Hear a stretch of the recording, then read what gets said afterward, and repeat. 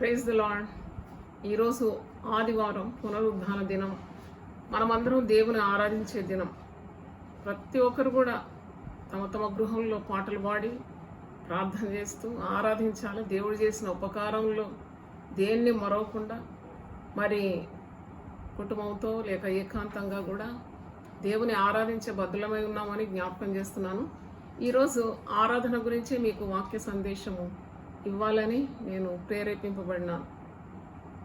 ఒక పాపి అయిన స్త్రీ మౌన ఆరాధన గురించి ఈరోజు మీకు ప్రసంగం అందిస్తాను. ఎ sinful women and silent worship. ఆమె ఏ విధంగా దేవుని ఆరాధించింది అది ఈరోజు మనం వాక్యం నుండి నేర్చుకోవాలి. అంతకుముందు నేను మరి నాతో కలిసి మీరు ఒక పాట పాడుకుందాం. ఆదివారం కదా, దేవుని ఆరాధించే దినం. ఒక పాట పాడుకొని వాక్యంలోకి వెళ్తాను.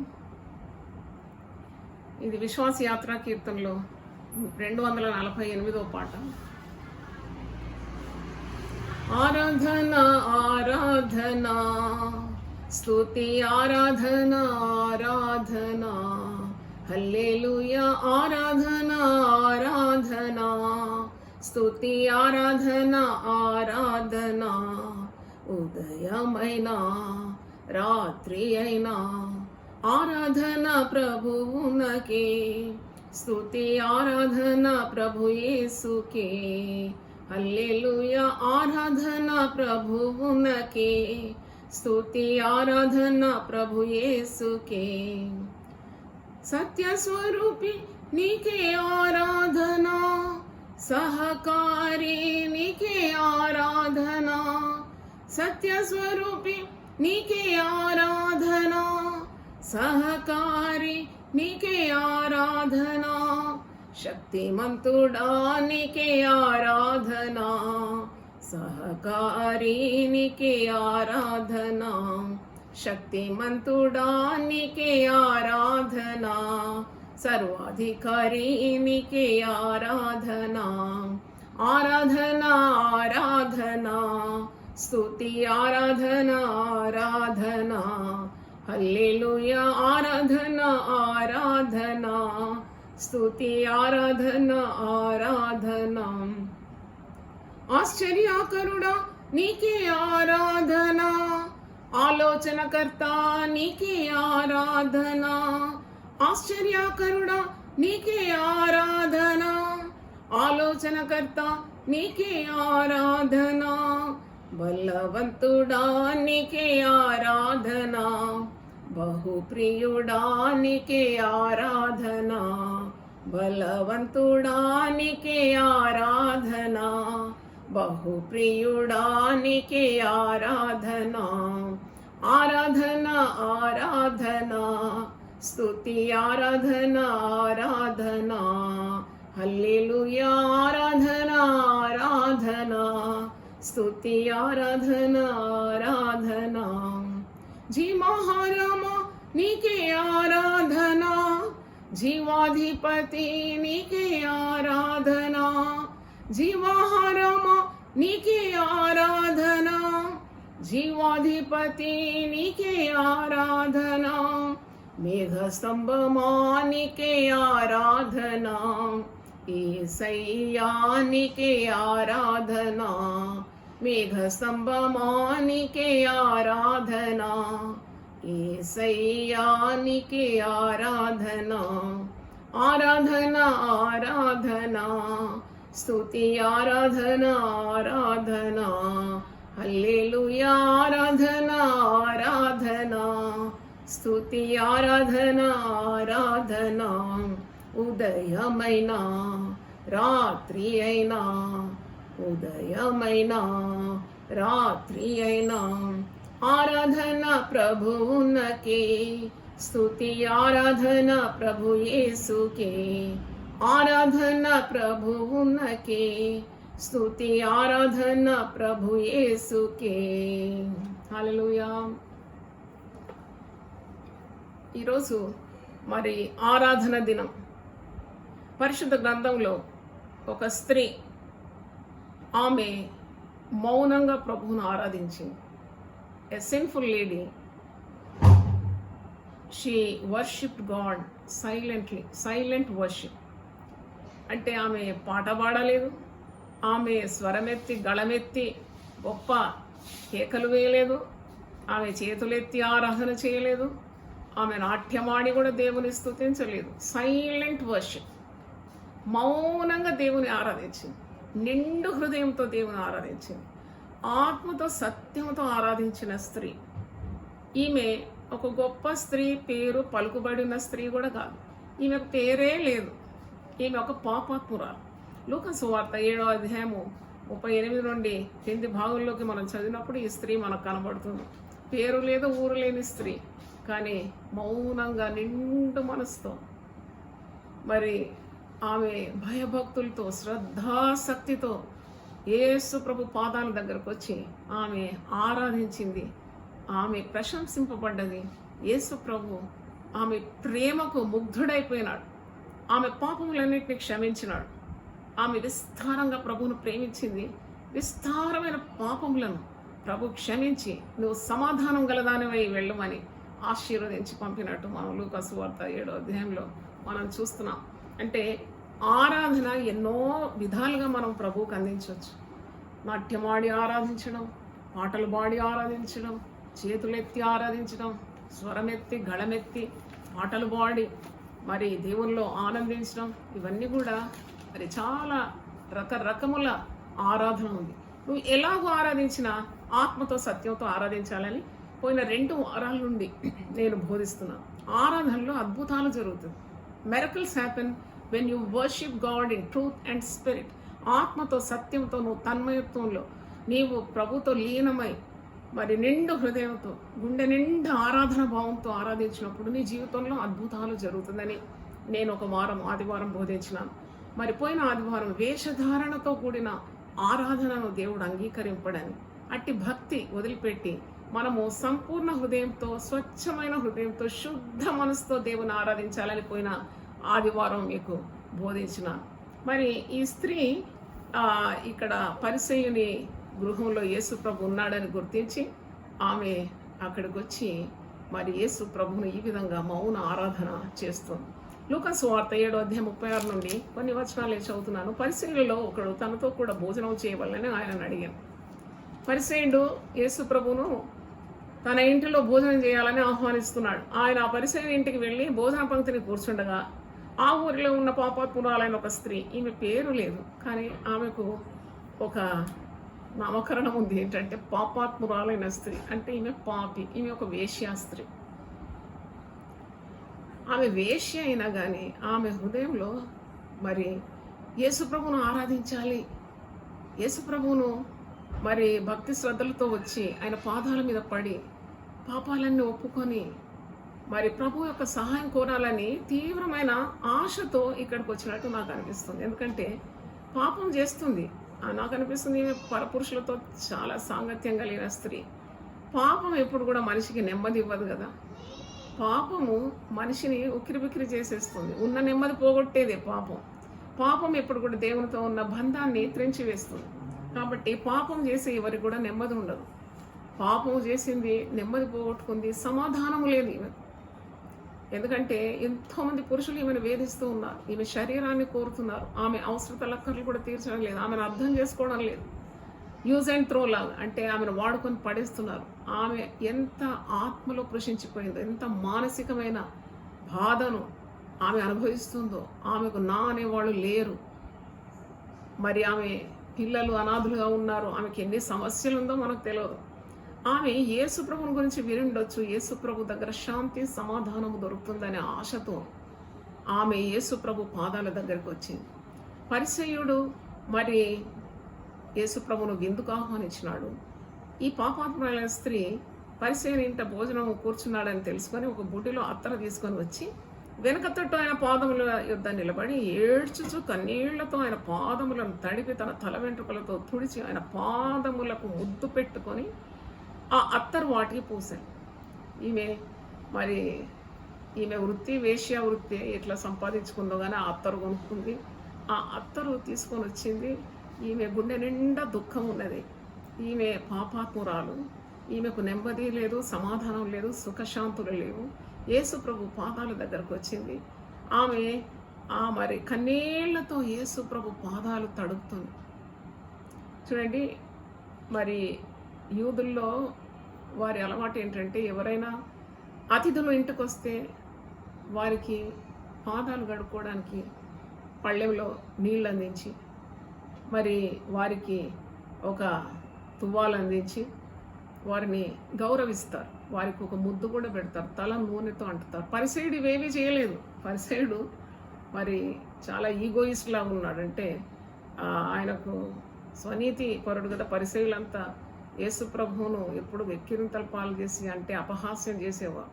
ఏదో ఒక బోధకుడనే కానీ ఆయన దేవదేవుడని ఏమాత్రం కూడా ఆయన లెక్కించడం లేదు. ఇంటికి వచ్చినాడు నీళ్ళు ఇవ్వలేదు, తలకు నూనె ఇవ్వలేదు. యూదుల సాంప్రదాయం ప్రకారము కాళ్ళు బేసిన్లో నీళ్లు తీసుకొని వచ్చి ఆ పళ్ళెంలో నీళ్లు తెచ్చి కాళ్ళు కడగాలి, తువ్వాలి ఇవ్వాలి, తుడవాలి, అట్లా ఆతిథ్యం ఇవ్వాలి. ఈ పరిసయుడు ఆతిథ్యం ఇవ్వలేదు. యేసు ప్రభు మరి ఆ పరిసయుని ఇంట్లో గొప్ప ప్రేమను, ఆతిథ్యాన్ని, భక్తి శ్రద్ధలను, ఒక గొప్ప గుర్తింపును ఇక్కడ పొందుకుంటున్నాడు. ఎందుకంటే ఈ పాపాత్మురాలు వచ్చి పాదాల మీద పడి కన్నీళ్లతో పాదాలు తడిపి తర్వాత ఆమె తల వెంట్రుకలు ఊడదీసి పాదాలు తుడిచి తను తెచ్చిన అత్తరును పాదాల దగ్గర పగలగొట్టి ఆ అత్తరు పాదములకు పూసింది. అది కూడా అలా చేస్తూ మానక యేసుప్రభు పాదాలు ముద్దు పెడుతూనే ఉందట. ముద్దు అంటేనే ఆరాధన. నేను ఇంతకుముందు చెప్పాను, ఆరాధన అంటే ముద్దు. అంటే హృదయము చాలా ప్రేమతో నిండిపోయిన తర్వాత పెదవులు దగ్గరకు వచ్చేస్తాయి. అప్పుడే ముద్దు మరి ఆరాధనకు సూచనగా ఉంది. మానక తన పాదాల మీద పడి ముద్దు పెడుతూ ఉన్నది. మరి అత్తరు పాదాలకు పూసింది. ఇలాగ చేస్తున్నప్పుడు పరిసయ్యుడు చూసి అంటాడు, ఈయన ప్రవక్త అయిన ఎడల తను ముట్టుకునే ఈ స్త్రీ ఎటువంటిదో ఎరిగి ఉండవు, ఇది పాపాత్మురాలని తనలో తాను అనుకున్నాను. ఈ వాక్యం చదివినప్పుడు నేను చాలా మరి నా హృదయంలో కొద్దిగా పరివర్తన కలిగిందని చెప్పాలి. ఎందుకంటే చాలామందిని మనం ఒక్క చూపుతో చూసి మనం తీర్పు తీరుస్తాం. అలా చేయకూడదని నేను నేర్చుకున్నాను. ఎందుకంటే చూడండి, ఒక్కసారి ఆ పాపాత్మలను చూడగానే పరిసయుడు ఎన్ని తీర్మానాలు వచ్చేస్తున్నాయి. పాపాత్మరాలని తెలియదా, ఇది వేశ్య అని తెలియదా, యేసుప్రభు ప్రవక్త అయితే గుర్తుపట్టడా, పాదాలు ఎట్లా ముట్టుకొని ఇస్తున్నాడు. చూడండి ఎన్ని జడ్జ్మెంట్స్ చేసేస్తున్నాడు. అలాగే ఎప్పుడు చేయదు. అందుకే దేవుడు ఎప్పుడు కూడా హృదయము అంతరింద్రియము పరీక్షిస్తాడండి. మనుషులు ఎప్పుడు పై రూపాన్ని చూస్తారు. మనం పై రూపాన్ని చూసి ఒక మనిషిని వెంటనే తీర్పు తీరుస్తాం. అది ఎప్పుడు కూడా సరికాదు. మనం దేవుని దగ్గర తప్పు ఒప్పుకోవాలి. నేనైతే ఒప్పుకున్నాను, ప్రభా ఎవరిని పై రూపాన్ని చూసి నేను తీర్పు తీర్చకుండా నాకు సహాయం దయచేయి. స్వనీతి ఉంటే నాలో నుండి తొలగించు. కొన్నిసార్లు పాపుల్లాగా, దుర్మార్గులాగా, దుష్టుల్లాగా పైకి కనబడిన వారి హృదయంలో దుఃఖము, కన్నీరు, పశ్చాత్తాపము ఉంటుందేమో. నేనెవరిని తీర్పు తీయడానికి లెంపకాయలు వేసుకున్నాను నేను. అలాగే ఎప్పుడు కూడా ఎవరిని తీర్పు తీర్చదు. చూడండి, పరిసయుడు చేసిన తప్పు ఏంటంటే ఇది పాపాత్మురాలు. Is giving the judgement. ఈమె తీర్పు తీర్చేస్తున్నాడు. ఈమె పాపాత్మురాలు, ఇది వేశ్యాస్త్రీ, ఇది పరపురుషులతో తిరిగేది, ఇది ఇక్కడ ఎలాగొచ్చింది, నేను యేసుప్రభువును విందుకు పిలిస్తే ఇది ఎట్లా ఇక్కడికి వచ్చి ప్రత్యక్షమైంది. అయినా ఇది పాదాల మీద బడి మానక ముద్దు పెడుతూ ఆరాధిస్తూ ఉంటే యేసుప్రభుకు తెలియదా, ఆయన ప్రవక్త కాదా, ఇది పాపి అని గుర్తుపట్టడా అని అడుగుతున్నా. అని తనలో తాను అనుకుంటున్నాడు. నువ్వు తనలో తాను అనుకున్నా యేసయ్య గుర్తుపడతాడు. నీలో నీవేమనుకుంటావో అది యేసుప్రభుకు తెలుసు. ఎందుకంటే ఆయన హృదయాన్ని బాగా పరీక్షిస్తాడు. హృదయ పరిశోధకుడు యేసుప్రభు. ఏమంటున్నాడంటే, అందుకు యేసు 40వ వచనం, సీమోను నీతో ఒక మాట చెప్పవాలని ఉన్నారని అతనితో అనగా అతడు, బోధకుడా చెప్పు. అప్పుడు పరిసయ్యునితో, సీమోను అతని పేరు, యేసుప్రభు అంటాడు, నీతో నేను ఒక మాట మాట్లాడాలి, చెప్పమని అంటున్నాడు. బోధకుడా చెప్పమంటున్నాడు. అప్పుడు యేసు, అప్పు ఇచ్చుకోకనికి 2 రుణస్తులకు ఉపమానం చెప్తున్నాడు. మరి ఆ పరిసయ్యుని నోటి నుండే మరి జవాబు కూడా పొందుకోవాలని యేసు ఆశిస్తున్నాడు. ఏమనంటే, అప్పు ఇచ్చేవారు ఒకరికి 2 రుణస్తులు, వారిలో ఒకడు 500 దేనారములు, మరి ఒకడు 50 దేనారములు వచ్చి ఉండే. 500 దేనారాల అప్పు వచ్చి ఉన్నవాడు ఉన్నాడు, ఇంకోడు 50 దేనారాలు ఇవ్వాలి. అయితే ఆ అప్పు తీర్చడం వారి యొద్ద ఏమీ లేకపోయాను కనుక అతడు వారిద్దరిని క్షమించాడు. అంటే అప్పు ఇచ్చేవాడు ఇద్దరిని కూడా క్షమించాడు. ఎందుకంటే 500 తీసుకున్నవానికి ఇవ్వడానికి శక్తి లేదు. 50 తీసుకున్నాడు కూడా ఇవ్వడానికి తిరిగి చెల్లించడానికి వాని దగ్గర కాసు లేదు. అందుకే ఇద్దరిని కూడా ఏకరీతిగా ఈ అప్పు ఇచ్చిన వాడు క్షమించినాడు.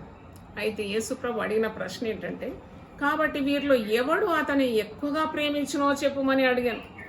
ఆ పరిసయుడా అని అడుగుతున్నాడు యేసుప్రభు. సీమోను చెప్పు. ఇప్పుడు ఇద్దరు అచ్చి ఉన్నారు, ఒకరు 500 దేనారు, ఇంకొకరు 50 దేనారు.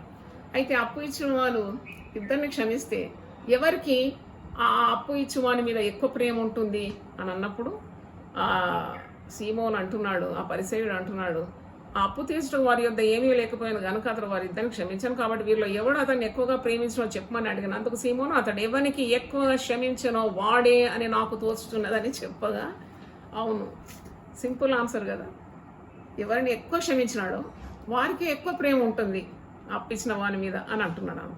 నువ్వు సరిగా యోచించి వారి అతనితో చెప్పి ఆ స్త్రీ వైపు తిరిగి సీమోనుతో ఇట్లా, నేను ఈ స్త్రీని చూస్తున్నావే, నేను నీ ఇంటిలోనికి రాగా నీవు నా పాదములకు నీళ్ళు ఇయ్యలేదు. ఈమె తన కన్నీళ్లతో నా పాదములను తడిపి తన తల వెంట్రుకలతో తుడిచాను. నీవు నన్ను ముద్దు పెట్టుకొనలేదు, కానీ నేను లోపలికి వచ్చినప్పటి నుండి ఈమె నా పాదములు ముద్దు పెట్టుకునటం మానలేదు. నీవు నూనెతో నా తల అంటలేదు, కానీ ఈమె నా పాదములకు అత్తరు పూసాను. ఆమె విస్తారముగా ప్రేమించను గనుక ఆమె యొక్క విస్తార పాపములను క్షమింపబడనని నీతో చెప్పుచున్నాను. ఎవరికి కొంచెముగా క్షమింపబడనో వాడు కొంచెముగా ప్రేమించనని చెప్పి నీ పాపములు క్షమింపబడి ఉన్నవని ఆమెతో అన్నాను. అప్పుడు ఆయనతో కూడా భోజన పంక్తిని కూర్చుండి వారు పాపములు క్షమించున్న ఇతడెవడని తాను తాము అనుకునేది. అందుకు ఆయన, నీ విశ్వాసము నిన్ను రక్షించెను, సమాధానం గలదానివై వెళ్ళుమని ఆ స్త్రీతో చెప్పాను. ఈ ఆరాధన చేస్తున్న ఈ స్త్రీ ఎంత ఆరాధన భావము, ఎంత పవిత్రమైన మరి ఆరాధన ఆమెది. ఆమె పాపి అయినా కానీ ఆమె ప్రవర్తన పరిశుద్ధంగా ఉంది. ప్రభు పాదాల దగ్గర వచ్చి మానక ముద్దు పెడుతూ కన్నీళ్లు గారుస్తూ, కన్నీళ్ళు ఎందుకు వచ్చింది అన్నప్పుడు పాపము ఆమెకు నెమ్మది ఇవ్వడం లేదు కాబట్టి ఆమెకు దుఃఖం వస్తుంది. పరిశుద్ధ గ్రంథంలో 2 కొరింథీ 7:10 ఒక మాట ఉంది, దైవ చిత్తానుసారమైన దుఃఖము రక్షణార్థమై మారు మనసునకు దారితీయను కలగజేస్తుంది. మారు మనసు పశ్చాత్తాపాన్ని కలగజేస్తుంది. రక్షణకు దారి కన్నీళ్లతో ప్రార్థన చేయడం. పాపము నెమ్మది ఇవ్వడం లేదు, సమాధానం లేదు. కాబట్టి ఆమె జీవితం అంతా గజిబిజిగా ఉంది, గలిబిలిగా ఉంది, కలవరంతో ఉంది. ఆధారం లేదు, దిక్కు లేదు. అందరి చేత తృణీకరింపబడింది. అందరూ ఆమెను చీకొడుతున్నారు. అది పాపాత్మురాలని, ఇంకోరు వేశ్య అని, మరి ఇంకెంకో పేర్లు పెట్టి పిలుస్తున్నారు. ఆమెకు సమాజంలో స్థాయి కూడా లేదు. సొంత వారే ఆమెను నిరాకరించినారేమో. ఆమెను ఎవరు కూడా ఆమెను ఆదరించే దిక్కు లేదు. అందుకే యేసుప్రభు పాదాల దగ్గర వచ్చి ఇట్లా ఆరాధిస్తున్నప్పుడు పరిసయుడు ఇలాగూ అడ్డుపడుతున్నప్పుడు యేసుప్రభు మంచి సమాధానం, సరైన జవాబు అతని నోటితోనే పలికించినాడు. అయితే అంటున్నాడు పరిసయుడా, సీమోను, నేను నీ ఇంటికి వచ్చినప్పుడు నువ్వు నన్ను ఆరాధించలేదు కదా, నువ్వు నా కాళ్ళు కడుక్కోవడానికి నీళ్ళు ఇవ్వలేదు, నువ్వు నాకు ఒక ముద్దు పెట్టలేదు, నా తలను నూనెతో అంటలేదు, నీకంత గౌరవభావం నా మీద లేదు. కానీ ఈ పాపాత్మురాలు ఎంత శ్రద్ధతో, ఎంత ఆసక్తితో నా పాదాల మీద పడి కన్నీళ్లు గార్చి మానక ముద్దు పెడుతున్న ఒక్క ముద్దు కూడా నాకు ఇవ్వలేదు. యూదుల సాంప్రదాయ ప్రకారం నేను చెప్పినట్టు అతిథి రాగానే వెంటనే కాళ్ళు కడుగుతారు, మెడ మీద ఒక ముద్దు పెడతారు, నూనెతో తలంటుతారు, అంత స్వాగతం పలుకుతారు. ఈ పరిసయుడు ఒక్క పని కూడా చేయలేదు. పైగా చేసిన స్త్రీని మరి తప్పుపడుతున్నాడు.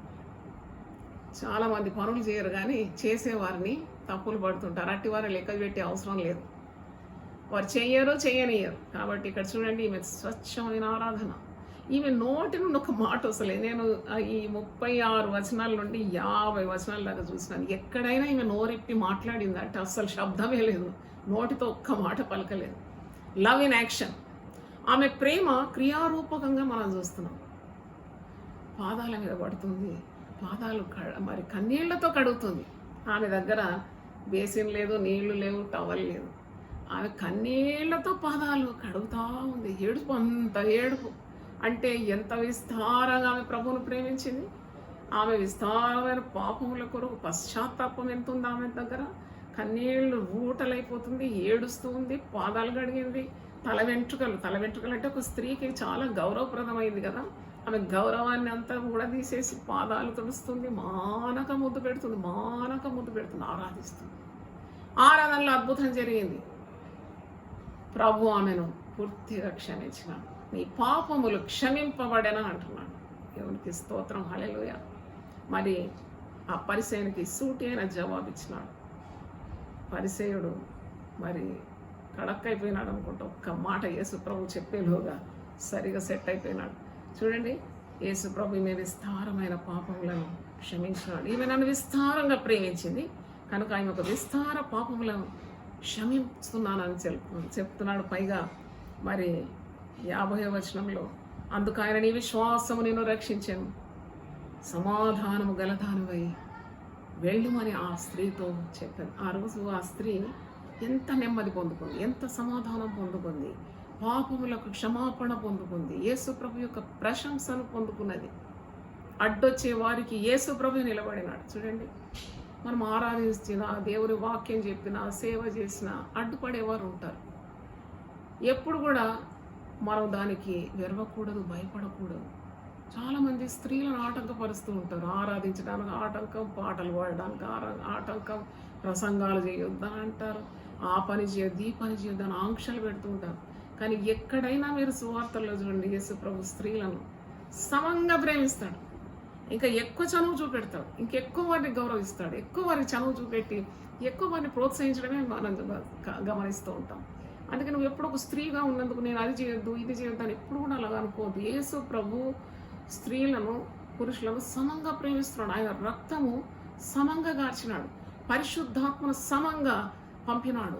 అపోస్తలుల కార్యం 1:14 మేడ గదిలో 120 మంది కనిపెడుతున్నారు పరిశుద్ధాత్మ శక్తి కొరకు. దాంట్లో స్త్రీలు కూడా ఉన్నారు. యేసు తల్లి అయిన మరియ ఉన్నది. అందరి మీద సమంగా పరిశుద్ధాత్మను కుమ్మరించిన ప్రభు అయినాడు. రక్షణకు కూడా లింగ భేదం లేదు, పరిశుద్ధాత్మకు లింగ భేదం లేదు. చాలా గమనించాలి. మరి పౌలు భక్తుడే గలతీ 3:28 ఉన్నాడు. స్త్రీ అని పురుషుడు అని భేదం లేదు. మరి యేసు ప్రభువును ధరించుకున్న మీరందరూ దేవుని కుమారులై ఉన్నారు. చూడండి, ఎంత నీచ చూపు చూస్తున్నాడు ఆ పరిసయ్యుడు. సీమోను అనే పేరు అతని. ఆమె ఒక స్త్రీగా కించపరుస్తున్నాడు, ఆమె స్వభావం సరిలేదని కించపరుస్తున్నాడు, ఆమె ఒక వేశ్య అని అంటున్నాడు, ఆమె పనికిరాందని అంటున్నాడు. అవన్నీ కొట్టిపారేసినాడు యేసుప్రభు. ఆమె విస్తారంగా ప్రభువును ప్రేమించింది, ఆమె విశ్వసించింది. ప్రభు, నా పాపం పోవాలంటే నేను యేసు పాదాల చెంత రావాలి, నా పాపానికి పరిష్కారం ప్రభువే, క్రీస్తే నా జవాబని ఆమె యేసు ప్రభు పాదాల దగ్గర ధైర్యంగా వచ్చింది. ఆమె పాదాల మీద పడింది, ఆమె ఆరాధిస్తున్నది. She is worshipping the feet of Jesus, at the feet of Jesus. కన్నీళ్లు కారుస్తున్నది, కన్నీళ్లతో పాదాలు తడుపుతున్నది, మానక ముద్దు పెడుతున్నది, తల వెంట్రుకలతో పాదాలు తుడుస్తుంది. ఎంత స్వచ్ఛమైన ఆరాధన అండి! ఒక్క మాట లేదు, పెదవి ఇప్పలేదు. మీరు ఒకటి గమనించాలి, ఆరాధన అనగానే మరి పెద్ద అల్లరి చేస్తూ ఉంటారు, ఆర్భాటం చేస్తుంటారు. ఆర్భాటం చేయొద్దని నేను అనడం లేదు, కేకలు వేయొద్దని కూడా మనం వేయకుంటే రాళ్ళు కేకలు వేసి. నేనేమంటున్నానంటే, నువ్వు ఏది చేసినా నీకు ఒక శుద్ధ హృదయం ఉండాలి, నిండు మనస్సు ఉండాలి, భక్తి శ్రద్ధలు ఉండాలి, విస్తారంగా దేవుని ప్రేమించాలి.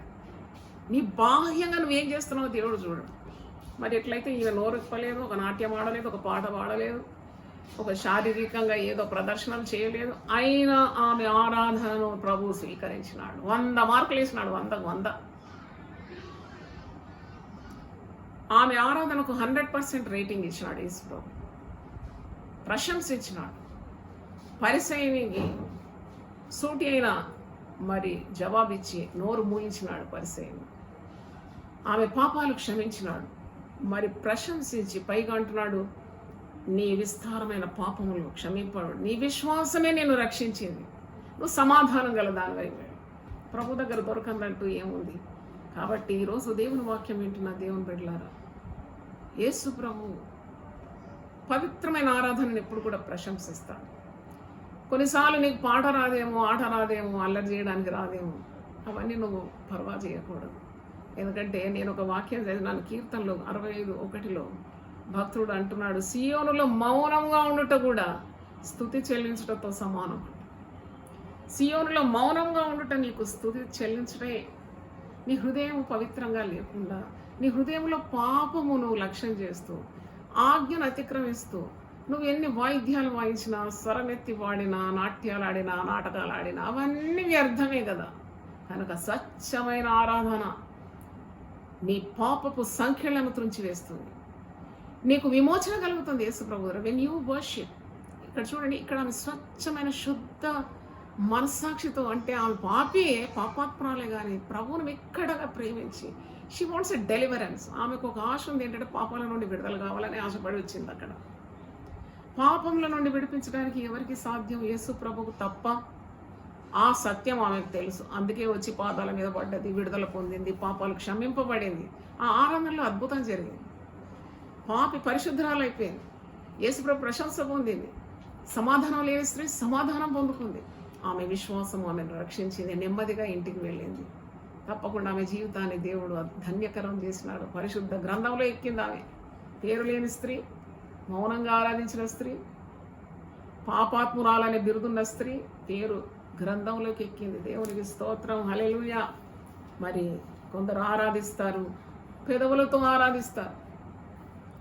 పరిశుద్ధ గ్రంథంలో మత్తయి సువార్త 15వ అధ్యాయము 9వ వచనంలో, మాథ్యూ 15:9, ఈ ప్రజలు తన పెదవులతో నన్ను ఘనపరచుదురు కానీ వారి హృదయం నాకు దూరంగా ఉన్నది. ఆరాధన దినం గమనించండి, ఆరాధించేది కేవలం నువ్వు స్వరం ఎత్తి పాడడం కాదు. You have to put your heart in to the worship. నీ హృదయం ఆరాధనలో మిళితం కావాలి. నేను వచ్చి కూర్చోగానే, అంటే ఇంకా అరేంజ్మెంట్ కాలేదు, అప్పుడు ప్రతిసారి ఒక చిన్న ప్రార్థన చేస్తాను. ప్రతిసారి నాకు కంటికి నీళ్ళు వచ్చేస్తుంది. ఎందుకంటే నాకు దేవుడు ఇచ్చిన రక్షణ ఎంత గొప్పది. ఈ లాక్డౌన్ సమయంలో నాకు దేవుడు ఇచ్చిన అనుకూలత గొప్పదే కదా. కెమెరామ్యాన్ లేడు, కెమెరా సెట్టింగ్ లేదు, కానీ దేవుడు ఒక అద్భుతం చేసినాడు. మరి ఎంత అద్భుతం అంటే, నా కుమార్తె కుటుంబం నాతో పెట్టినాడు ఈ లాక్డౌన్ పీరియడ్లో. నా అల్లుడు నాకు సమస్తం సెట్టింగ్ చేసి, ఈ వాక్యం రికార్డ్ చేసి అప్లోడ్ చేసేది ఆయన్ని. చూడండి, ఆయన ఎక్కడో లండన్లో ఉండాలి, మలేషియాలో ఉండాలి, కానీ నేను దేవుని సేవకురాలు, నా అవసరత తీరింది. ఇప్పుడు నీ అవసరత కూడా తీరింది. నన్ను దేవుడు వాడుకోవాలి, నేను ఇచ్చే వాక్యం లోకాంతం వెళ్ళాలంటే మరి చూడండి, సరి అయిన సమయంలో చక్కని సహాయాన్ని దేవుడు అందించినాడు. అది మరి దాని కొరకు నాకు తెలియదు, నేను వేడుకోలేదు కూడా. మనం ఎప్పుడైతే దైవ కార్యాలు కానీ మనకు దేవుడు అప్పగించిన బాధ్యతలు స్వచ్ఛమైన మనసుతో చేస్తాము, ఆకాశం భూమికి సృష్టికర్త అయిన దేవుడు దిగొచ్చి నీకు సహాయం చేస్తాడు. దేవునికి స్తోత్రం, హల్లెలూయా. కాబట్టి ఆరాధించేటప్పుడు అద్భుతాలు జరుగుతుంది, ఆరాధించేటప్పుడు కట్టు తెగిపోతుంది, ఆరాధించేటప్పుడు పాపాలు క్షమింపబడుతుంది, ఆరాధించినప్పుడు నీకు లేనివి దేవుడు మరి సృష్టించి నీకు అనుగ్రహిస్తాడు, నీకు సౌకర్యాలు ఇస్తాడు, నీకు మార్గం తెరుస్తాడు, నీకు అడ్డుగా ఉన్నవన్నీ కూడా చెదరగొడతాడు, నీ మార్గం సరళం చేస్తాడు. అందుకే స్వచ్ఛమైన మనసుతో ఆరాధించాలి. With a perfect heart you have to worship God. And ఇక్కడ వాక్యంలో చూస్తే పెదవులతో గనపరచడం కానీ, మత్తయి 15:9, ఈ ప్రజలు తన పెదవులతో నన్ను గనపరచరు కానీ వారి హృదయం నాకు చాలా దూరంగా ఉంది అంటున్నాడు దేవుడు. మనుషులు కల్పించిన పద్ధతులు, దైవోపదేశం బోధించు వారు నన్ను వ్యర్థముగా ఆరాధిస్తున్నారు. ఈరోజు మనల్ని మనం విమర్శించుకుందాం. మనం ఆరాధించేది అది ప్రయోజనకరమైన ఆరాధన, వ్యర్థమైన ఆరాధన. ఇప్పుడు ఆరాధనలు చేయడానికి మనకు మందిరం వెళ్ళడానికి కూడా సౌకర్యం లేదు. కానీ ఒకవేళ ఈ దేవుడు స్వస్థపరిచి మన దేశాన్ని, ఈ దేశాలన్నింటినీ స్వస్థపరిచి తిరిగి మనకు పాత పునర్స్థితి, అంటే మనం ఏ విధంగా కూడి సమూహంగా ఆరాధించే దినాలు తిరిగిస్తే తప్పకుండా ఈ వర్తమానం మీరు గుర్తుపెట్టుకొని, దేవా ఎన్ని అవకాశాలు మేము పోగొట్టుకున్నాము, ఇప్పుడు మాకు అర్థమైంది, మేము ఆత్మతో సత్యంతో శుద్ధ హృదయంతో మేము ఆరాధించాలి, సంపూర్ణమైన నిండు మనసుతో నిన్ను ఆరాధించాలని నేర్చుకున్నామని అలాగ ఆరాధించాలి. అప్పుడే మనకి ఆశీర్వాదాలన్నీ కూడా మన వశం. లేకుంటే మన ఆరాధన వ్యర్థమైన ఆరాధన. దేవునికి స్తోత్రం, హల్లెలూయా. కాబట్టి ఈరోజు దేవుని వాక్యం వింటున్న దేవుని బిడ్డలారా, చూడండి, ఆ స్త్రీ ప్రభు యొక్క ప్రేమను పొందుకుంది, పాప క్షమాపణ పొందుకొని ఆమె ఇంటికి తిరిగి వెళ్ళినట్టు మనం చూస్తున్నాం. ఈ స్త్రీది మరి ఒక అసాధారణమైన ఆరాధన అని నాకు అనిపించింది. A unique worship. ఎంత అసాధారణం అంటే, ఆ పరిసయ్యుడు చెప్తున్న మాటకు కూడా ఆమె బదులు చెప్పలేదు. ఎందుకంటే ఆమెకు తెలుసు ప్రభు ఆమె పక్షాన ఉన్నాడని. ఆమెకు తెలుసు ఆమె ప్రభువును ప్రేమిస్తుంది, అంతకంటే ఎక్కువ ప్రభు ఆమెను ప్రేమిస్తున్నాడని కూడా ఆమెకు తెలుసు. ప్రభు చూసుకుంటాడు అనుకుంది అంతే. ఆ ధైర్యం ప్రభువును బట్టి వచ్చింది. మనకు కూడా అలాంటి ధైర్యమే కావాలి. నువ్వు యేసు ప్రభు సేవ చేస్తే ఒక స్త్రీవేమో ఆంక్షలు పెడతారు పురుషులు కొన్నిసార్లు. మీరు స్త్రీలు మౌనంగా ఉండాలి, మీరు అలాగ ఉండాలి, ఇలాగ ఉండాలి, గమ్మున ఉండాలి, దేవుని స్తుతిస్తూ ఉండాలి, నిమ్మకు నీరెత్తినట్టు ఉండాలి. ఎందుకంటే మన పక్షాన వాదించడానికి ప్రభువు ఉన్నాడు. చూడండి, ఆ స్త్రీ పక్షాన నిలబడుతున్నాడు. పరిసయ్యునికి సూటిగా జవాబు ఇచ్చినాడు, నేను విస్తారంగా నన్ను ప్రేమించిన. ఉపమానం కూడా చెప్తున్నాడు, అర్థం చేస్తున్నాడు. విస్తారంగా ఈ స్త్రీ నన్ను ప్రేమించినందుకే విస్తారమైన పాపాలను క్షమించినాడు. ఎంత మంచి జవాబు ప్రభు ఇచ్చినారా పరిసయ్యునికి. మీరు ఇలా మరి ఒక స్త్రీ యేసు ప్రభువును శిలువ మరణానికి ముందు ఆరాధించడం చూస్తున్నాం. మత్తయి సువార్త, యోహాను సువార్త, మార్కు సువార్తలో కూడా మనం చూస్తున్నాం. ఒక స్త్రీ కూడా జటామాంసి అత్తరు తెచ్చి ఆరాధిస్తుంది ప్రభు పాదాల మీద పడి. అది ఒక సంవత్సరం వేతనం. అది అంత విలువైన అత్తరు బుడ్డి పగులగొట్టి యేసుప్రభు పాదాల మీద పోసి పూజిస్తుంది. పాపం యేసుప్రభు పూజార్హుడు, ఆయన తల మీద పోస్తున్నది, పాదములకు పోస్తుంది, ఆరాధిస్తుంటే అక్కడ శిష్యుల్లో ఒకడు యూదా అంటాడు, అయ్యో ఈ 300 దేనార్లకు అమ్మితే బీదలోకి ఇవ్వచ్చు కదా, ఇంత అత్తరు ఎందుకు వ్యర్థం చేస్తుందని. వాడి హృదయం సరిగా లేదు. వాడు బీదల మీద ఉన్న ప్రేమతో కాదు, ఆటంకపరుస్తున్నాడు. ఒక స్త్రీ పవిత్రంగా ప్రభు పాదాల దగ్గర వచ్చి ఆమె సేరున్నర అత్తరు, జటామాంసి అత్తరు, ఒక్క సంవత్సరం వేతనం. అది ఆమె కష్టం, చెమట డబ్బులు అవి తెచ్చి ఖర్చు చేసి త్యాగంతో కూడి ఆరాధిస్తే వీనికి ఏంటంట. యేసు ప్రభు అన్నాడు, మైండ్ యువర్ ఓన్ బిజినెస్ అన్నాడు. మీరు సువార్తలో చదవండి, మీకు రెఫరెన్స్ ఇస్తాను. మత్తయి సువార్త 26:6 నుండి మరి కొన్ని వచనాలు మీరు చదవండి. 6 నుండి 13 వరకు. మత్తయి సువార్త 26:6 నుండి 13 వరకు. ఈమె ఎందుకు మీరు తొందర పెడుతున్నారు అని అంటున్నాడు. అదే మీరు మార్క్స్ సువార్త 14:3 నుండి 9 చూస్తే ఈమె జోలికి పోకుడి అని అంటున్నాడు. ఈమె నా కొరకు ఒక మంచి కార్యం చేసింది. లోకంలో సువార్త ఎక్కడెక్కడ ప్రకటింపబడుతుంది అక్కడంతా కూడా ఈ స్త్రీ గురించి ప్రశంసింపబడుతున్నాను. ఆమె పేరు కూడా మరి పరిశుద్ధ గ్రంథములో జ్ఞాపకార్థంగా రాయబడి ఉంది. ఈరోజు కూడా ఆమెను మనం జ్ఞాపకం చేస్తున్నాం. దేవుని స్తోత్రం, హల్లెలూయా. స్వచ్ఛంగా దేవుని ఆరాధించు, ఆత్మతో సత్యంతో ఆరాధించు.